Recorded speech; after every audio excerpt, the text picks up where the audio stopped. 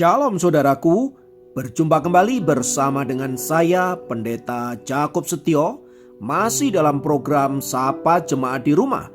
Kali ini kita akan bersatu bersama-sama, mari kita berdoa. Bapa kami rindu, firman-Mu sungguh memberkati kami, dan biarlah melalui renungan firman itu, kami semakin dikuatkan, diteguhkan di dalam pengiringan kami akan Engkau. Kami siap diberkati, terpujilah nama-Mu kekal selama-lamanya. Dalam nama Yesus kami berdoa, haleluya, amin. Firman Tuhan kali ini terambil dari Lukas pasal 19 ayat 10. Lukas 19 ayat 10 berkata, sebab anak manusia datang untuk mencari dan menyelamatkan yang hilang. Saudara, seringkali kita bertanya kepada Tuhan, mengapa Tuhan datang ke tengah dunia ini mencari saudara dan saya, orang berdosa, untuk diselamatkan? Tidakkah seharusnya Tuhan mencari orang-orang yang saleh, orang-orang yang hidupnya benar, orang-orang yang senantiasa menjaga kesucian hidupnya sedemikian rupa? Bukankah orang-orang itu yang layak menerima kunjungan Tuhan? Lalu mengapa Tuhan justru datang mencari orang-orang berdosa? Berkaitan dengan itu, saudaraku, ada sebuah kisah menarik tentang seorang pencuri yang dicari bukan untuk dihukum, melainkan untuk diselamatkan nyawanya. Setiap tahun di California ribuan mobil dicuri. Tetapi pada tahun 1981 ada satu mobil yang dicuri dan membuat berita di koran menjadi sangat ramai sekali. Apa keistimewaan kasus pencurian mobil ini sehingga semua koran di California memuat berita ini menjadi headline? Polisi menggunakan segala cara untuk bisa menghubungi pencuri itu dan menemukannya. Sebenarnya apa yang sedang terjadi terhadap kasus pencurian mobil ini sehingga melibatkan usaha pencarian bagi si pencuri untuk ditemukan? Pemilik mobil itu menyampaikan kepada polisi bahwa di bangku depan mobilnya ada sebuah kotak roti yang telah dibumbui racun tikus. Si pemilik mobil berencana untuk memakai roti yang sudah berisi racun itu sebagai umpan untuk membunuh tikus. Si pemilik mobil dan semua orang yang mendengar cerita itu menjadi khawatir. Jangan-jangan si pencuri akan memakan roti itu dan bisa membahayakan nyawanya. Oleh sebab itu, diupayakan usaha besar-besaran untuk mencari si pencuri itu, bukan untuk menghukumnya, melainkan untuk menyelamatkan nyawanya.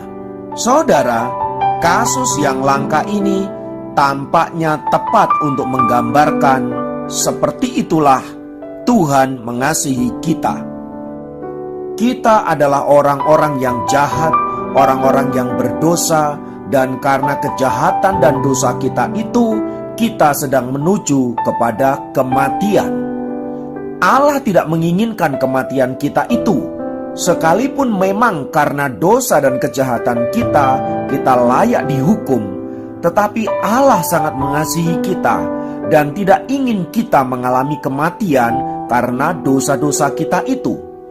Itulah sebabnya Allah mencari kita untuk menyelamatkan kita agar kita terlepas dari dosa-dosa yang telah mengikat kita itu, yang sewaktu-waktu bisa membunuh kita.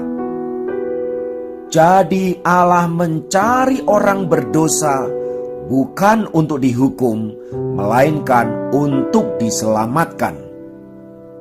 Sebab sama seperti pencuri tadi, kalau tidak ditemukan, sangat mungkin dia akan mati karena racun itu.